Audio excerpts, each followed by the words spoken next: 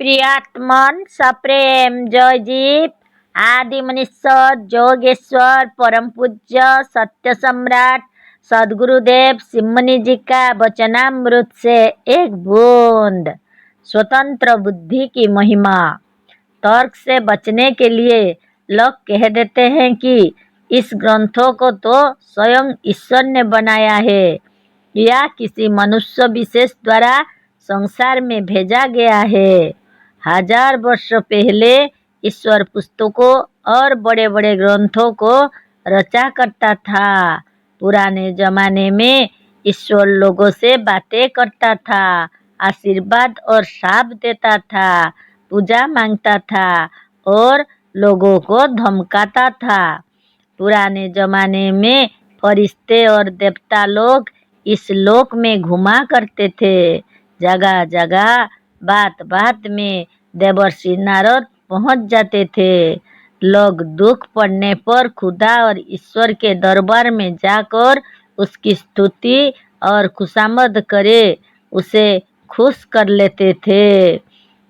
आदम के बाग में वह बराबर आता था और उसने एक वृक्ष का फल खाने के लिए आदम को मना भी किया था।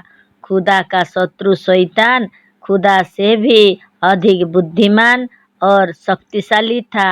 खुदा के 1000 उपाय करने पर भी वह सबको बहकाकर अपनी ओर कर लेता था। शैतान और देवताओं की लड़ाई देवासुर संग्राम बराबर हुआ करती थी। भगवान देवताओं की रक्षा के लिए बड़ी बड़ी चालबाजी से काम लेते थे। जालंधर दैत्यों को हराने के लिए वृंदा के सतीत्व का भी नाश किया था। भक्तों के लिए क्या नहीं किया। भक्त सिपाहियों के लिए उसने स्वयं पहरा दिया है। भक्त के कहने पर गली गली घूमते रहे। भक्तों के कहने पर रोटी खाई है, दूध पिया है, स्वयं जेल में कैद रहे हैं। शंका होने पर स्वयं आकर उपदेश देते थे, मानते थे और समझाते थे। गली गली देवदूत देवता और ईश्वर घुमा करते थे। जो व्यक्ति या देश उनको नहीं मानता था उनका नाश कर डालते थे। पर अब नहीं, केवल पुराने जमाने में। अब तो रूस से कम्युनिस्टियों ने खुदा मियाँ को एकदम निकाल बाहर कर दिया, पर कुछ नहीं बोलते। रूस का नाश नहीं हुआ, उसका महाप्रलय भी नहीं हुआ, किंतु इसके विरुद्ध वह नित्य उन्नति करता जा रहा है। रूस जब तक खुदा को मानता था तब तक दुखी था, अज्ञानी था और अवनति के गड्ढे में गिरा हुआ था। यूरोप और अमेरिका वाले भी जब से खुदा और उनकी किताबों की ओर से अपने मुंह को मोड़कर शैतान की फिलोसफी और इंसान की ओर आगे बढ़े हैं, तब से खुशी है, तब से सुखी है। भारतोन्नति के बाधक भी खुदा के बंदे और ईश्वर के भक्त है। इन लोगों ने काफिरों ही के मानने में अपनी सारी शक्ति लगा दी, पर हुआ कुछ नहीं। काफिर बराबर आगे बढ़ते गए। संसार में काफिर ही धनी है, ज्ञानी है, विद्वान है और आगे बढ़े हुए हैं। फिर भी खुदा के बंदों को असली बात समझ में नहीं आई। भूतपूर्व अमीर अमानुल्लाह ने जरा सी स्वतंत्रता की बातें की कि देश से निकाल दिया गया, पर टर्की ने मजहब की परवाह नहीं की। खुदा के प्रतिनिधि को तख्त से उतार दिया। शैतान की बातों को उसने देववचन समझकर अपना लिया। पुरानी रूढ़ियों को जड़ से उखाड़ कर फेंक दिया और वो आगे बढ़ गया। सब लोग आगे बढ़ गए, पर इस देश के लोग बैठे पीछे देख रहे हैं। संसार में जब कोई आविष्कार होता है तो कहते हैं कि यह तो वेदों में लिखा है, पर यही बात पहले से नहीं सूझती। तर उतार को लेकर कहते हैं कि वेदों में तार के खंभे मौजूद है, पर इस अर्थ के करने वाले को यह नहीं सूझी कि थोड़ी ही दिनों बाद बिना तारों के भी तार भेजे जाएंगे। बिना वेदों के प्रमाण के यह लोग 1 इंच आगे नहीं बढ़ना चाहते। वेदों में सब कुछ है, वेद ईश्वरीय ज्ञान है, यह कहकर मुंह फुलाए बैठे रहते हैं। वेद के ज्ञान को स्वयं ईश्वर ने ऋषियों के हृदय में प्रकट किया है। हम पूछते हैं कि अब जो अच्छे अच्छे ज्ञान विद्वानों के हृदय में उत्पन्न हो रहे हैं, उन्हें कौन उत्पन्न कर रहा है? इसमें कौन सी युक्ति और कौन सा प्रमाण है कि आजकल के विद्वानों के हृदय में जो ज्ञान उत्पन्न हो रहा है वो ईश्वरीय नहीं है? एक पत्ता भी जिसके बिना हिलाए नहीं हिलता, एक तृण भी जबकि बिना ईश्वर की इच्छा के टल नहीं सकता।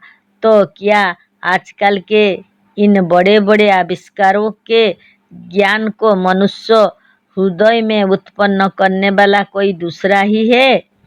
आजकल के फिलोसफी और पदार्थ विज्ञान के ज्ञान को मनुष्य हृदय में किसने उत्पन्न किया? यदि उसने आदि में लोगों के हृदय के भीतर ज्ञान उत्पन्न किया है तो अब भी कर रहा है, और यदि आजकल का ज्ञान ईश्वरीय नहीं है तो वह ज्ञान भी ईश्वरीय नहीं था। यदि अब वह किसी के हृदय में ज्ञान का उपदेश नहीं देता तो वेदों के ज्ञान को भी उसने किसी के हृदय में नहीं उत्पन्न किया था। यदि अब भी सबके हृदय में ज्ञान का प्रकाश वही करता है तो आजकल की बहुत सी उपयोगी और ज्ञान विज्ञान की पुस्तकें वेदों के समान नहीं, उससे भी बढ़कर हो सकती है। अब इस बात को कोई नहीं मान सकता कि आदि में या पुराने जमाने में ईश्वर जहाँ गली गली घूमता था, उपदेश देता था, झगड़ा कराता था, आशीर्वाद और शाप देता था, और पर्दे के भीतर बैठकर अरबी जबान में अपनी आज्ञाओं को सुनाया करता था, पर अब वह कुछ नहीं करता। अब नहीं करता तो तब भी कुछ नहीं करता था। अब यदि नारद और फरिश्ते नहीं दिखलाई देते तो तब भी वह नहीं थे। यह सब ढोंग है। लोग प्राय हमसे पूछा करते हैं कि तुम किसके अनुयायी हो? अनुयायी कहते हैं पीछे चलने वाले को। मनुष्य की बुद्धि में आगे चलना पाप है। हम अपनी आँखों और अपनी बुद्धि से काम लेना नहीं चाहते। हम लोग यह नहीं सोचते कि जैसे ईश्वर ने वेदों के रचयिता ब्रह्मा, व्यास, बुद्ध, ईसा और मोहम्मद साहेब को 2 आँखें और बुद्धि देकर भेजा है, यदि वह जानता है कि हमारा काम महात्मा ईसा की आँखों और हजरत मोहम्मद की बुद्धि से चल जाएगा तो उसे हमारे लिए अलग 2 आँखें और विचार करने के लिए अलग बुद्धि देने की जरूरत न थी। पर नहीं, उसने उन्हीं लोगों के समान हमें भी 2 आँखें दी, और उन्हीं लोगों की तरह हमारे पास भी विचार करने के लिए बुद्धि मौजूद है। अतः हमें किसी का भरोसा ना करके इनसे स्वतंत्र रूप में काम लेना चाहिए। यह हम भी मानते हैं कि आपकी बुद्धि इतनी तेज नहीं है जितनी व्यास की थी, पर इसका कारण यही है कि आप अपनी बुद्धि से उतना स्वतंत्र रूप में काम नहीं लेते जितना कि व्यास ने अपनी बुद्धि से लिया था। साधारण मनुष्यों से कसरत करने वाला एक पहलवान क्यों अधिक पुष्ट होता है? इसका उत्तर बहुत साफ है। उसने अपने शरीर से साधारण मनुष्य की अपेक्षा अधिक काम लिया है। हमारा दाहिना हाथ बाएं हाथ से अधिक पुष्ट क्यों है? इसीलिए कि हमने अपने दाहिने हाथ से बाएं हाथ की अपेक्षा अधिक काम लिया है। बस यही दशा बुद्धि की भी है। आप अपनी बुद्धि से इसीलिए काम लेना नहीं चाहते कि आपकी बुद्धि उतनी बलवती नहीं है, पर आप यह नहीं सोचते कि जब तक हम उससे स्वतंत्र रूप में काम नहीं लेंगे तब तक वह बलवती हो भी नहीं सकती। हाँ, यह संभव है कि पहले आपकी बुद्धि स्वतंत्र रूप में चलने से कुछ भूल करे या लपटा कर गिर पड़े, पर क्या यह ठीक नहीं है कि जो गिरता है वही पुष्ट होता है? वह मनुष्य कभी बलवान नहीं हो सकता जो गिरने के डर से चलता ही नहीं या अखाड़े में नहीं उतरता। इस बात की भावना छोड़ दीजिए कि पुराने लोगों पर ईश्वर की विशेष कृपा रही।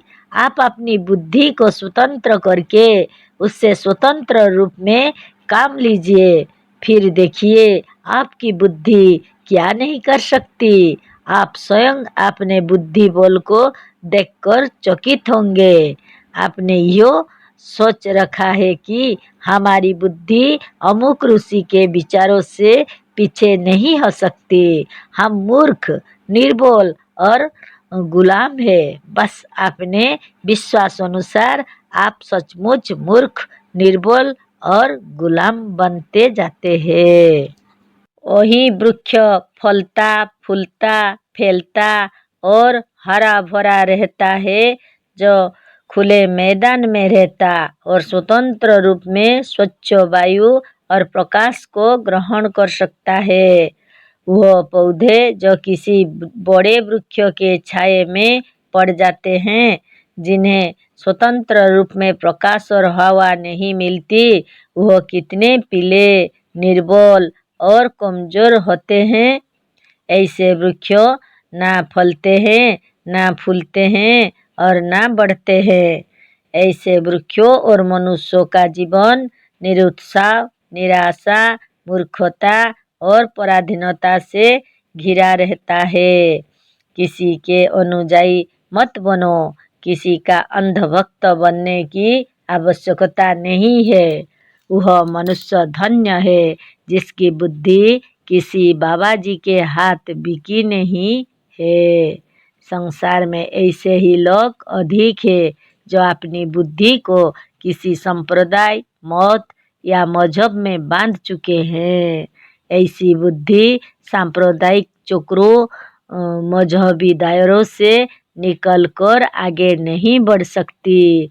सच्ची बात तो यह है कि हमारी उन्नति को सांप्रदायिक खंडरों और पुराने विचारों की भद्दी दीवार ने इस तौर पर रोक रखा है कि इसके बाहर जाकर स्वतंत्रता का स्वच्छ वायु लेना कठिन हो गया है। बड़ी कठिनाई है। हमारी बुद्धि बढ़ना चाहती है, पर पुराने विचारों की खाई उसे आगे बढ़ने से रोक देती है। इस खाई को किसी मजहब के नेता या पैगंबर ने नहीं बनाया है, इसे हमने स्वयं बना रखा है। हम चाहे तो 5 मिनट में इसके पार जा सकते हैं। साधारणतः मनुष्य साधारण संसार या विचार से आगे नहीं बढ़ना चाहता। वह अपनी पुरानी दशा में पड़ा रहना अधिक पसंद करता है। कभी कभी यदि कोई उन्नतिशील जीव उच्च विचारों को लेकर ऊपर को बढ़ता भी है तो वहाँ पर जनता को ना देखकर डर जाता और लौट आता है।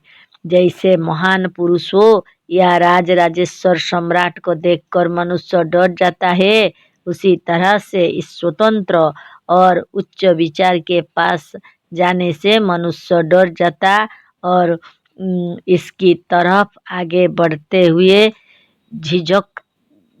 झिझकता है। मनुष्य सोचता है कि क्या हमारे ऐसा आदमी बिना ईश्वर और मजहब के आगे बढ़ सकता है। कभी कभी मनुष्य यह भी सोचता है कि अभी हम इस योग्य नहीं है। जैसे अत्यंत उज्ज्वल प्रकाश को देखकर आंखें चकमका जाती है, उसी तरह कुछ मनुष्य अत्यंत उच्च ज्ञान से घबराकर भाग जाते हैं और ऊपर उठने की हिम्मत ही नहीं करते। उच्च ज्ञान की पवित्रता, महानता और चमक छोटे हृदय को अपने पास नहीं आने देती।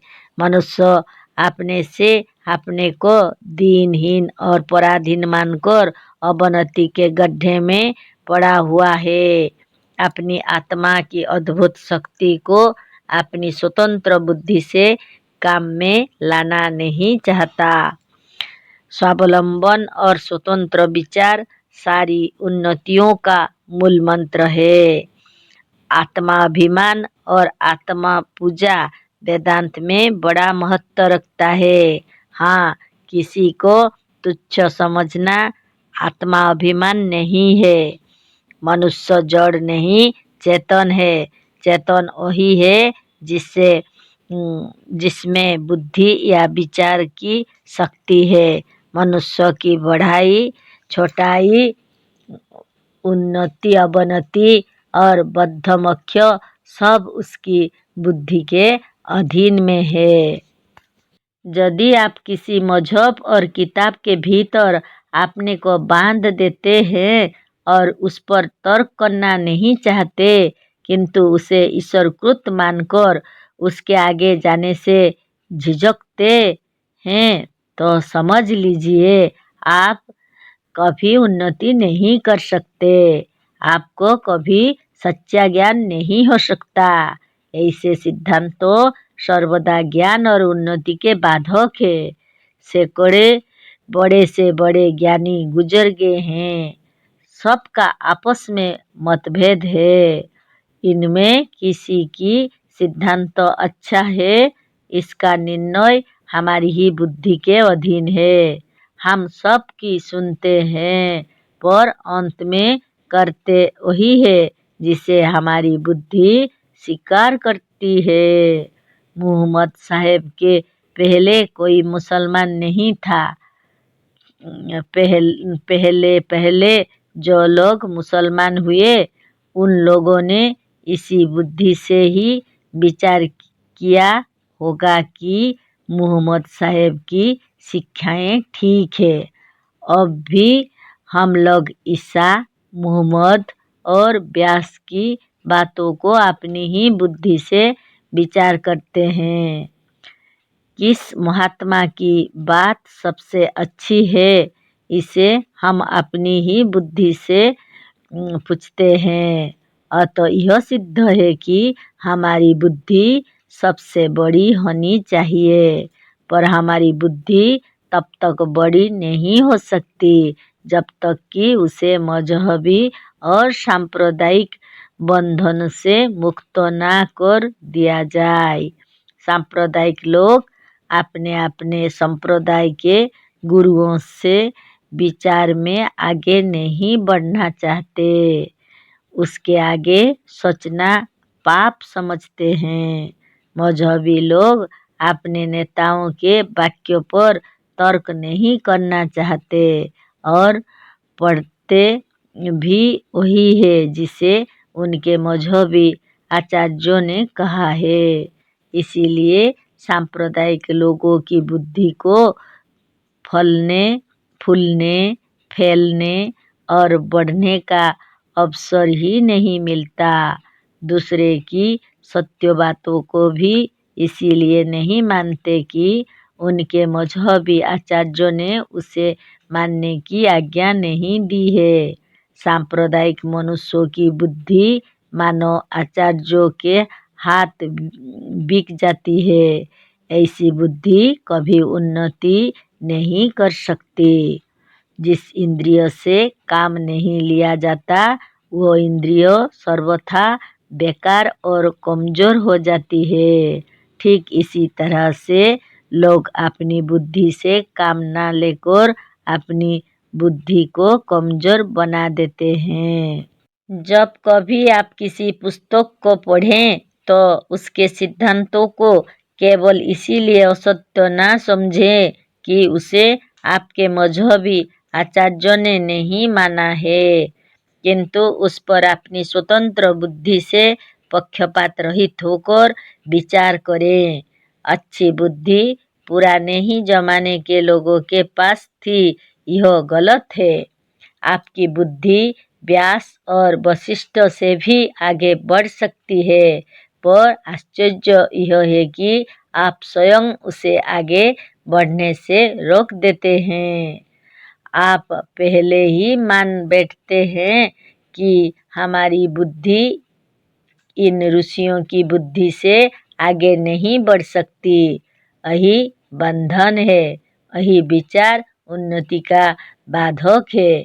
सच्ची बात यह है कि आप ऋषि ही नहीं साक्षात ब्रह्म है, पर आप स्वयं बड़ा बनना नहीं चाहते। आप बड़ा बनने से डर जाते हैं। जो अपने को छोटा मानता है, जो बड़ा बनने से डरता है, जो अपने को हर तरह से अयोग्य मानता है और जो स्वयं अपनी उन्नति नहीं चाहता, उसकी उन्नति किसी के मान की नहीं है। आप ईश्वर है, आपकी बुद्धि किसी से कम नहीं है। अपनी स्वतंत्र बुद्धि से विचार कीजिए तो सचमुच अज्ञान का पर्दा सामने से हट जाएगा और ज्ञान की ज्योति चमक उठेगी। आप खूब जानते हैं कि मुसलमानों को अपने कुरान का दोष कभी दृष्टिगोचर नहीं होता। यदि मुसलमान स्वतंत्र बुद्धि से काम लेते तो बहुत अच्छा होता, पर आप यही बात वेदों और पुराणों को पढ़ते वक्त भूल जाते हैं। आप भी स्वतंत्र और निष्पक्ष बुद्धि से काम नहीं लेते। एक ईसाई बाइबल को पढ़कर उसके दोषों को नहीं जान सकता, क्योंकि उसकी बुद्धि पक्षपात से घिरी हुई है। एक ईसाई समझता है कि इंजील ईश्वरकृत है, अतः वह निर्दोष है, पर आर्यों और मुसलमान उसे निर्दोष नहीं मानते और उसकी बुद्धि पर तरस खाते हैं, पर साथ ही अपने पर तरस नहीं खाते जब स्वयं वेदों और कुरानों को ईश्वरकृत मानते हैं। एक आर्य यह सोचता है कि कितना अच्छा होता यदि लोग स्वतंत्र और निष्पक्ष बुद्धि से काम लेते और कुरान तथा इंजील को ईश्वरकृत ना समझते, पर आश्चर्य यह है कि इसी बात को वह अपने लिए नहीं सोचता और अपनी बुद्धि को वेदों के चारों खूंटों से बांधकर जकड़ देता है। हम यह नहीं कहते हैं कि आप खामखा हमारी बातों को मान ले, कभी नहीं। हम केवल इतना ही चाहते हैं कि यदि आप स्वतंत्र और जीवन मुक्त होना चाहते हैं और चाहते हैं कि सच्चे ज्ञान का अनुभव कर सकें तो इसकी बड़ी ज़रूरत है कि अपनी बुद्धि विचार को अत्यंत स्वतंत्र, स्वाधीन और निष्पक्ष बनाकर सच्चे ज्ञान का अध्ययन करें। स्वतंत्र बुद्धि गुलामी के भावों को निकालकर सच्चा ज्ञान देती हुई मनुष्य को जीवन मुक्त कर देती है और ऐसा जीवन मुक्त पुरुष ही ब्रह्मानंद और सच्चे सुख का अनुभव कर सकता है। जय जीव।